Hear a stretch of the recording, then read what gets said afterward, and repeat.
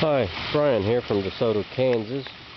I'm going to go over with you some pointers on how to keep blue herons from eating all your fish.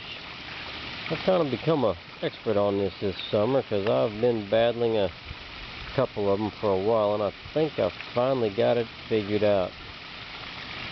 Alright, these are very great hunters. They can clean out a pond in a matter of a couple of days.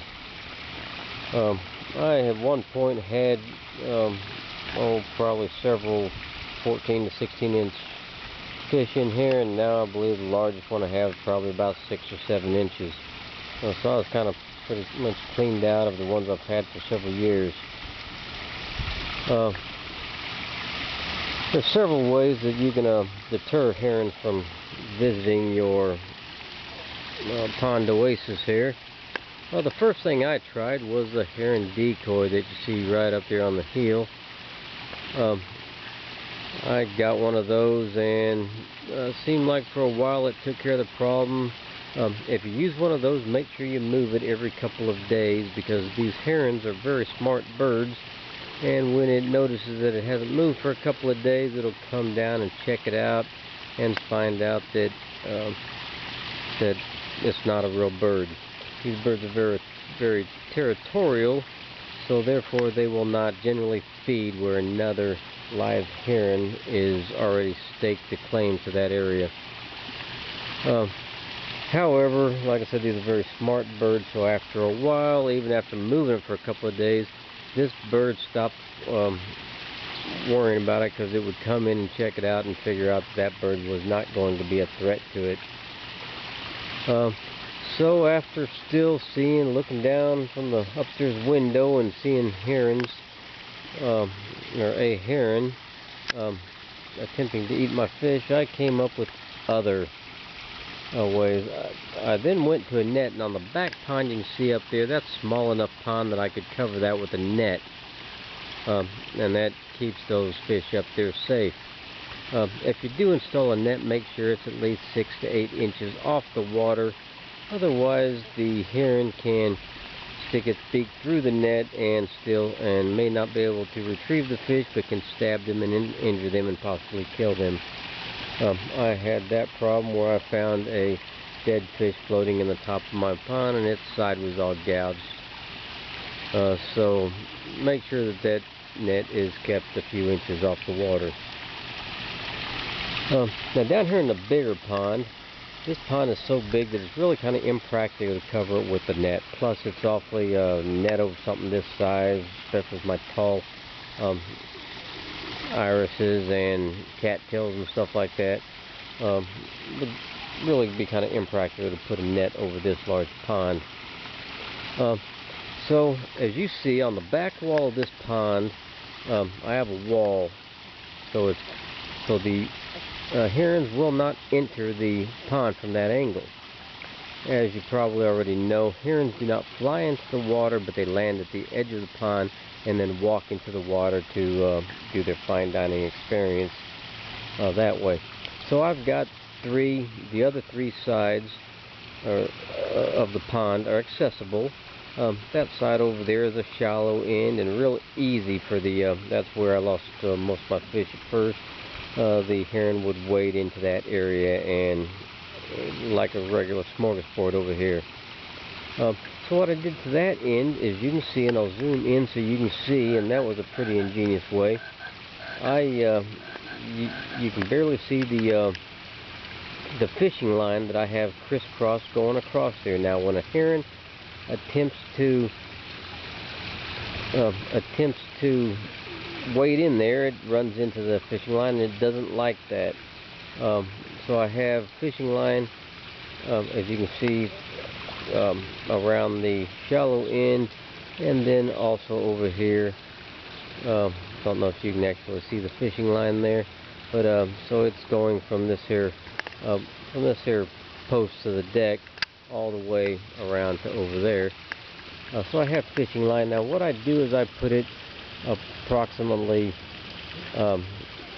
maybe a couple of inches up, and then a couple inches above that, and a couple inches above that. As you can see, right there, I've got a stake in the ground that the fishing line is tied to, and then there's 3 lines coming across, like I said, a few inches above each other. One of them as tall as about head level on the heron, and then one chest level, and then the other one about leg level. So that prevents the heron from entering from that side. Now, don't know if you can see it or not, but these fishing line that I have going across here, I also have a net on top of it, so that's double protected. So I got a net just over that section there that's covering about a 2.5 to 3 foot section there. So now that protects that entire side. Now then I come over to this here side. Here's another, this other side is the heron can get to. And see the white post I have there. And I have fishing line, same principle as I did on the other side. Fishing line running from all the way from there over and attached to the side of the deck here.